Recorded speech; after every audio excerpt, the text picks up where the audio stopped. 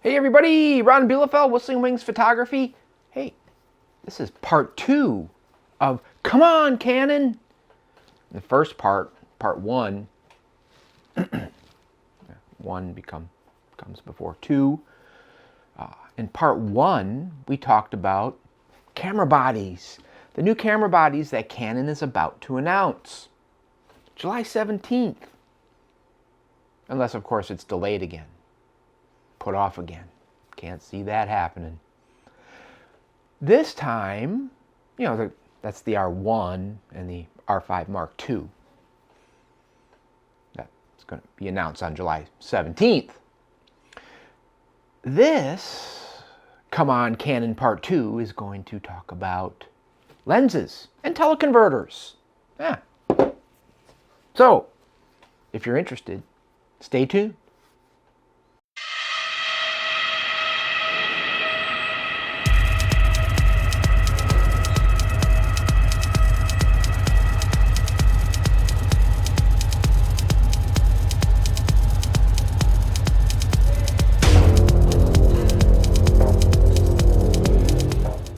So, in this part 2 of Come On Canon, and you can get on Sony and Nikon and everybody.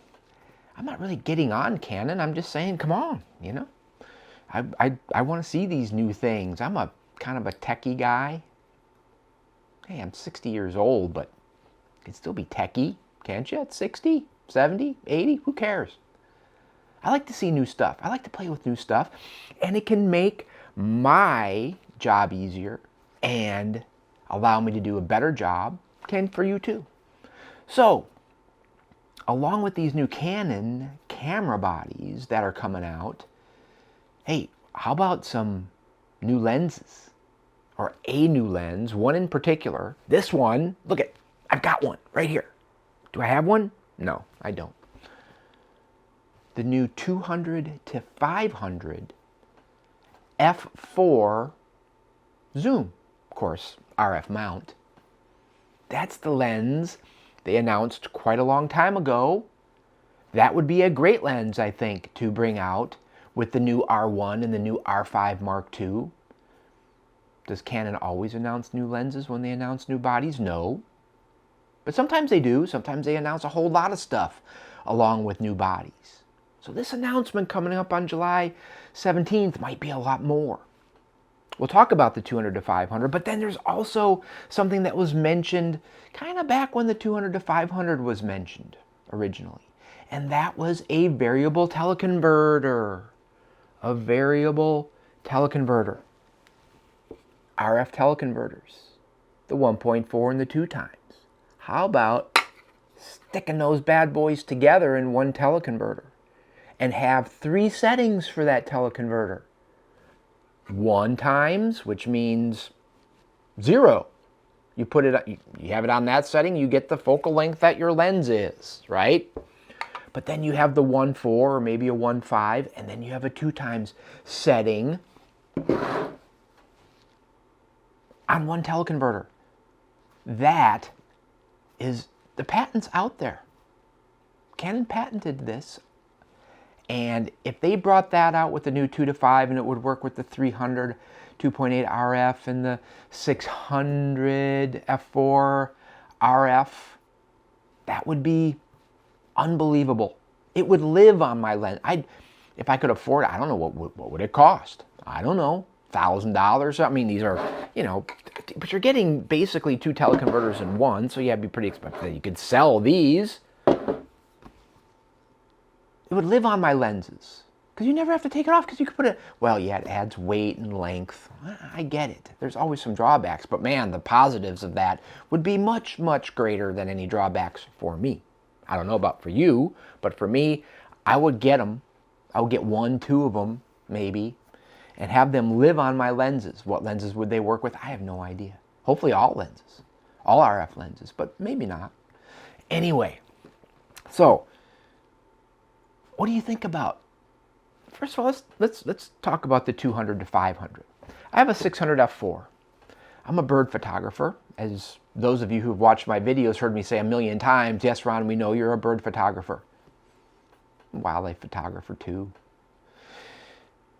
And a 600 f4, and then be able to combine it with a 1.4 to get to 840 millimeters, combine it with a 2 times to get to 1200 millimeters, can be really important for us bird photographers, because birds are small, birds are hard to get close to. Even though we work really hard to get close to these things, a lot of times it can be difficult. So a fast prime like the 600 or the 500 f4, 400 2.8, you know, and then put the teleconverters, we get the length we want and still have relatively fast lenses capabilities at f5.6. Hey, f8 at 1200 millimeters, that's not bad. f5.6 at 840 millimeters, that's not bad. You know, it's about as good as you can do. It is, I think, as good as you can do. Anyway, but the primes are one thing. 200 to 800 zoom, that's nice. It's great to be able to zoom, isn't it, when you're doing birds too, because sometimes they fly right at you. Sometimes, like when I was in Alaska just a few weeks ago, we had 2 tundra swans land like 10 feet away. I had 600 with the 1.4, 840 millimeters. I couldn't get them all. I couldn't get all the action in the frame. It would have been great to be able to pull back.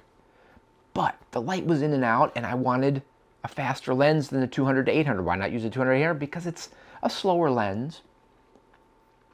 f9 at 800 millimeters. To have the 200 to 500, even if I would have had the 1.4 on there, which I probably would have, or whatever, I could have pulled back and captured everything. So zooms, faster zooms, faster than the 100 to 500, which is 7.1 at 500, faster than the 200 to 800, which is f9 at 800. Unbelievable quality, image quality. 200 to 500 is going to have amazing image quality. I'm sure even with the teleconverters, and you put that variable teleconverter thing we just talked about on there, and woo, I'm in seventh heaven. Expensive. It's going to be expensive. But the zoom, the flexibility that comes with a zoom is really hard not to want these days. Before, way back in time, not that far, but anyway, zooms, we kind of stayed away from them if we wanted the best image quality, because they kind of weren't great. I was going to use the S word, but some kids might be watching. And so we went with the primes because they were the best image quality you could get. But now these, with modern manufacturing, the quality of the imagery you get from zooms now is so much better, and especially a zoom like the 200 to 500, it's going to be as good as a prime. At least my eyes, they're not so great anymore. Glasses. At least with my eyes, I'm not going to tell the difference between a 200 to 500 zoom and the 600 f4. Probably. Quality, image quality. It's going to be unbelievable. It's got to be. It's going to be. It's going to be like $15,000 for that lens. So you may not be in the market for that. I'm in the market for it. I've already shelled out 13 grand for this lens, so I'm going to, if the 200 to 500 comes out, I'll get it. And if I test it and I really like it, and the flexibility of the zoom is there for me, and I know I'm going to really love that flexibility, I'll sell my 600 f4. And I'll get enough money for it to make buying the 200 to 500 f4 not so bad. Yeah. It's still expensive. This is expensive stuff. I'm not trying to fool anybody here. Again, I'm not sure who's out there. How many of you are in the market for the 200 to 500? A lot of my clients, a lot of people I run into in the field, they have these lenses. So that's why I'm doing this video. So the 200 to 500, bring it on, Canon. Come on. Bring it. Announce it with the R1 and the R5 Mark II. What a great time to bring that lens out.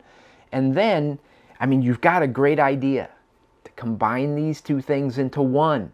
These two teleconverters into one. You can do it. You've got the patent for it.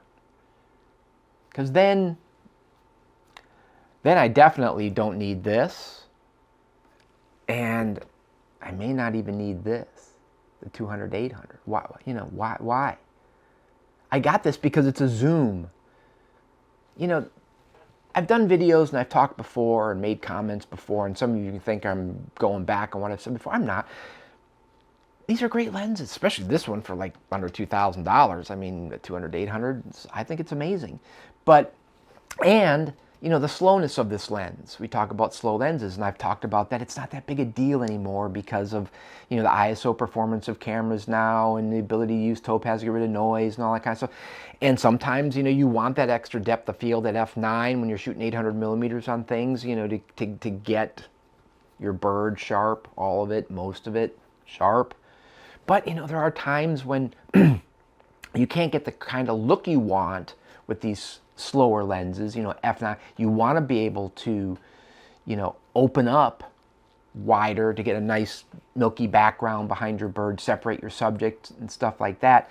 The thing about the 200 to 500 for me is that the thing is when it's a slower lens, you can't, you're automatically stopped down.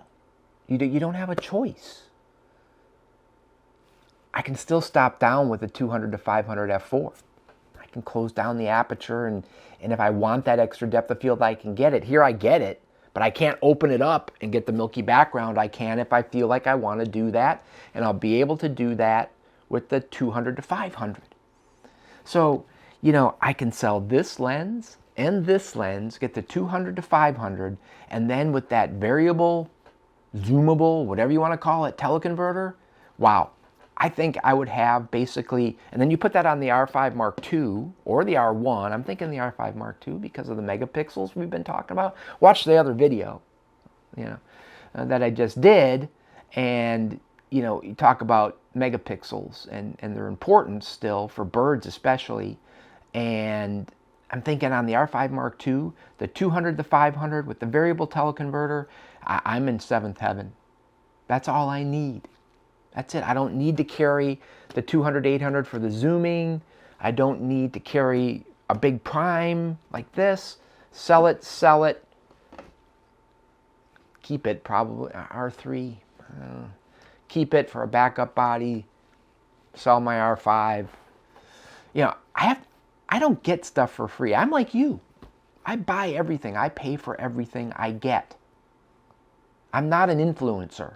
I don't influence anybody. I don't try to influence anybody. I'm just trying to hold a discussion, get some information out there. But there you go. I mean, for me, the 200 to 500 f4, even if the variable teleconverter doesn't come out, I still have these. I can put it on there. But it sure is nice not to have to change teleconverters when you're in the field. Wow. Right? Over water. I'm sitting in some... Most of the time, I'm not just standing over some nice ground. And even then, if you drop something, it's not nice. But usually I'm in water or mud or something like that, and you definitely don't want to drop things then. This teleconverter's been in the water, believe it or not. I digress. I like digressing. I don't know if you like when I digress, but this teleconverter's been in the water. I was shooting kingfishers and it fell in the water in the morning. And it took me a few seconds to get it out. It filled up with water. I drained it. I brought it home and I put a hairdryer on it for several hours. And you know what? It works. It still works. And the image quality I get from it is great. That's a testament to something. Quality, Canon stuff. Anyway, so what was I talking about? Oh, yeah. Hey, it's expensive, but a 200 to 500 with these teleconverters, or that new variable teleconverter, and the new R5 Mark II, and I am in bird photography heaven finally, after waiting to just be able to have one lens, basically. Yeah, I know, you can adapt the 200 to 400 EF, right? I know. You can adapt these things to these bodies, and you'll be able to adapt it to the new R5 Mark II, but that's 200 to 400. That's a big difference than 200 to 500. And you know, that thing's a beast. I had that lens, by the way. It's got the built-in teleconverter, the 1.4. Yeah, nice.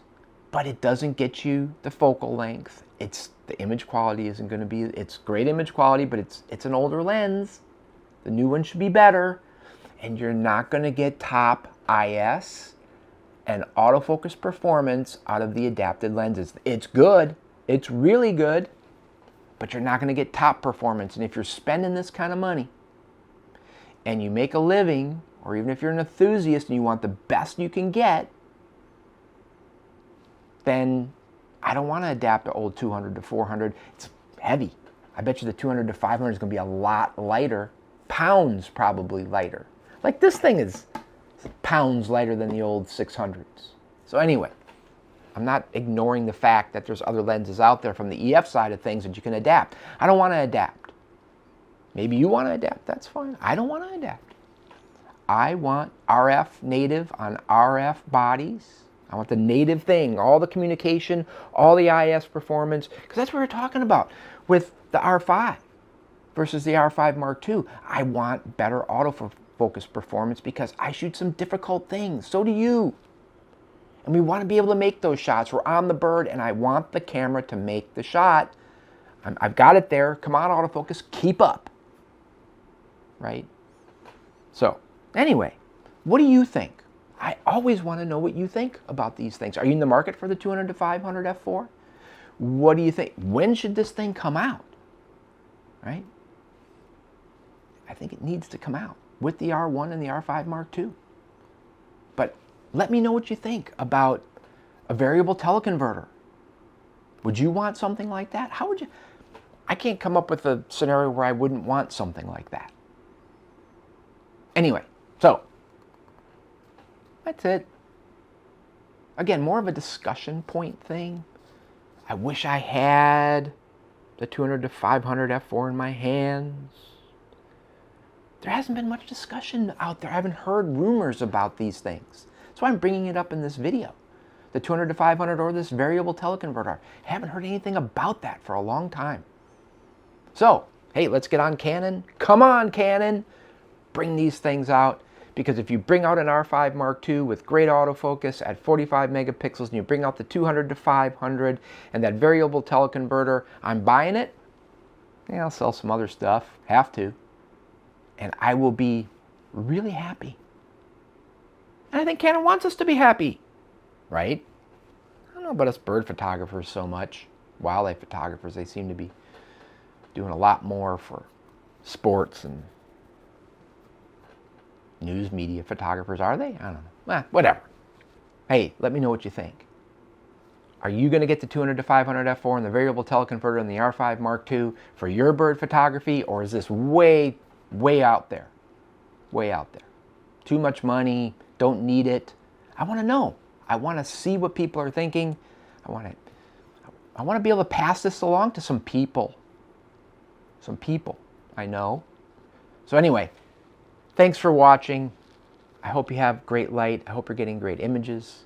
Be safe out there. I'll see you soon.